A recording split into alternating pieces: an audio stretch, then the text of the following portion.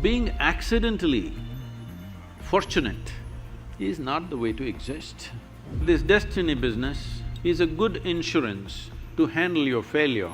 What comes our way is not in our hands, but what we make out of it is 100% in our hands. Sadhguru, I have worked very much hard to secure the first rank in common entrance examination and place me here. But my brother says me that it's my destiny that has put me up here. Is it really my destiny or my hard work that placed me here? Where's your brother placed, huh?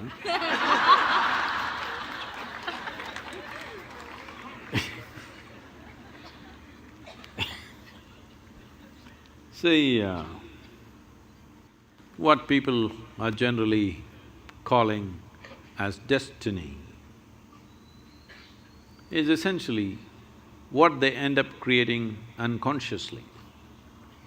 When I say unconsciously, as you sit here right now, as everybody sits here right now, there is physical activity going on within the system. There is mental process, there is emotional activity, and of course the life energies are active. Every moment, they are taking in hundreds of inputs, whether you're conscious or not conscious.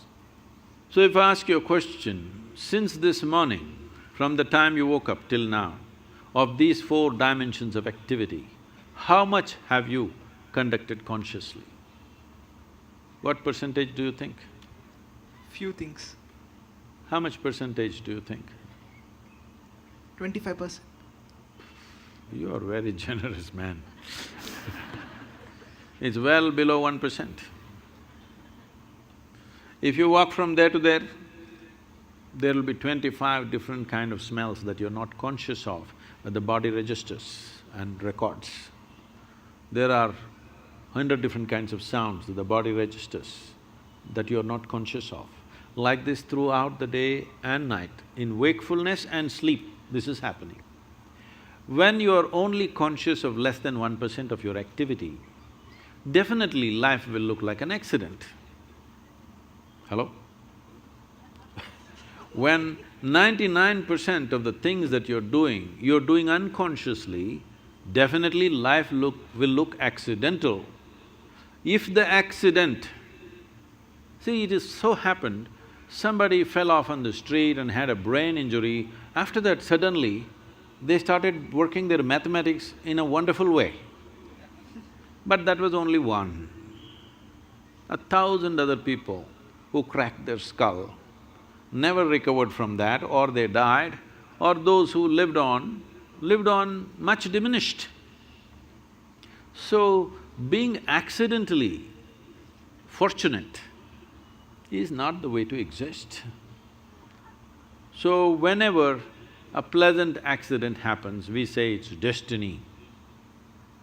Some of you even say, God doing things to me. When did you make a partnership with him? I don't know. So, shall I tell you a story? Are you okay? This happened. Sherlock Holmes, you know Sherlock Holmes? And Watson went out camping, and early morning, 3:30 a.m., Sherlock Holmes nudged Watson. He opened his eyes, "What? What do you see?" he asked.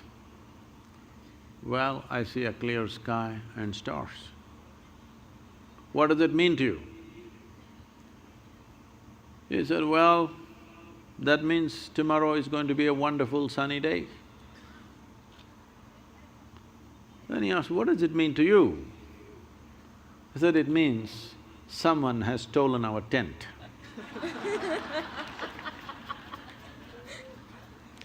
So, we don't know what went missing, and something may fall here and there by chance, but that's not the way life works. If a human being doesn't take it upon himself or herself to make their own destiny, they're still having an evolutionary problem.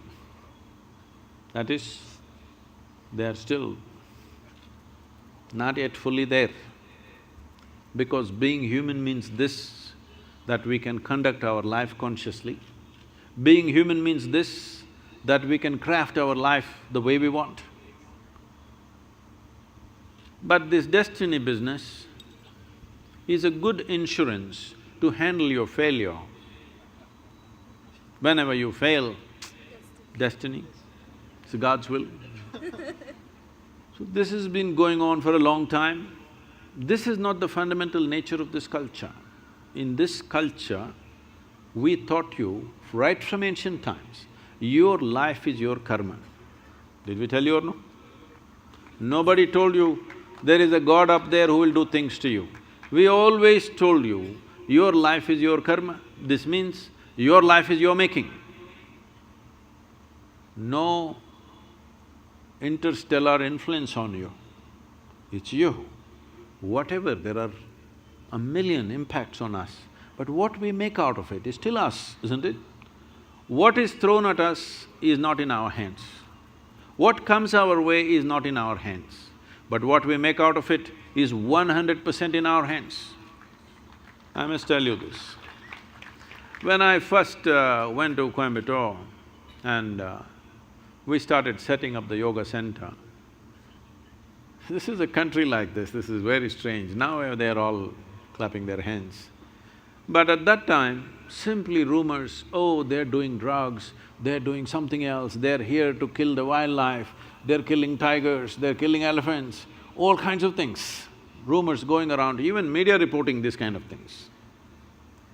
Then 100 prominent people in the town meet and then they say, this yoga is spreading like a disease. These are the words. We have to do something. There some young hothead says, let's take a truckload of people and pull down the whole thing, because the whole yoga center at that time was just thatch roof sheds. So they decided they want to come there and pull down the whole thing and be finished. Today, it is among the most prominent places in the country, okay? So, when they said this, there was an old man who is no more, a wise man. He said, see, you don't know who you're dealing with. I know this man. If you throw stones at him, he will build something out of those stones. Don't throw stones at this man. So, what comes at you, you cannot decide, but what you make out of it is your thing, isn't it? This is where your dint is. This is where you are to prove who you are, because you can't decide what comes at you, but you can definitely decide what you make out of whatever comes at you.